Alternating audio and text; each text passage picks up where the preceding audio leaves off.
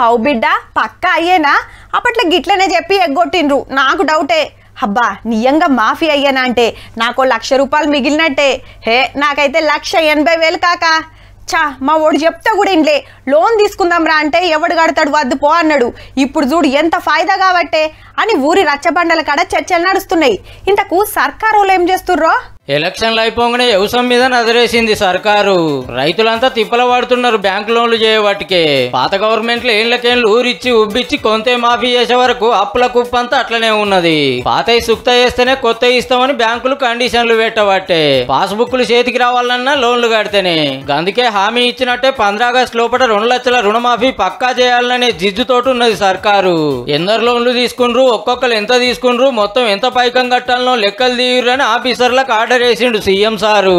వాళ్ళు బ్యాంకుల నుంచి వివరాలు తెప్పించుకుంటారు. ఇక వ్యవసాయ ప్రాథమిక సహకార సంఘాల లోన్లు తీసుకున్నా మాఫే.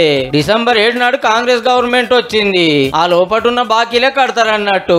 అయితే బీఆర్ఎస్ సర్కారే 6 లక్షల కోట్ల అప్పు ఎత్తిపోయింది. ఇక ఇప్పుడు ఒక్కపారే 1,000 కోట్లు కట్టాలంటే సందుగల సస్కాన లేదు. అట్లని మాట తప్పలేని పరిస్థితి. అందుకే బ్యాంకులకు జమానత్ పడుతుందట సర్కారే. అంటే రైతుల పైకం కట్టే జిమ్మెదారి మాది, వాళ్ళని అడగొద్దని అగ్రిమెంట్ చేసుకుని అప్పుడింత ఇప్పుడింత కట్టే ఆలోచన చేస్తున్నారు. ఎట్లయితే రైతుల లోన్లు మాఫ్ అయితే చాలు. అయితే Korutla BRS MLA Sanjay sir గీ సవాల్ ఇసిరిండు సర్కారుకు.